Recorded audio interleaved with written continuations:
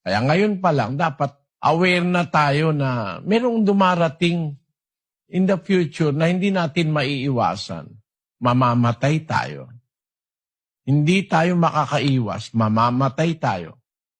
At sabi sa Biblia, kung paanong itinakda sa mga tao ang mamatay na minsan, pagkatapos nito ay ang paghuhukom. Meron pong paghuhukom.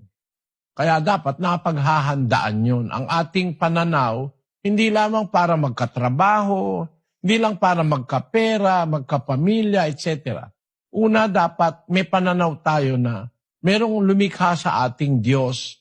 At yung Diyos na lumikha sa atin, meron siyang intensyon. Ba't niya tayo nilikha? Ano ang dahilan ng ating existence? Bakit tayo umiiral? Dapat maintindihan ito ng tao so that we can live our lives according to the will of the one who created us.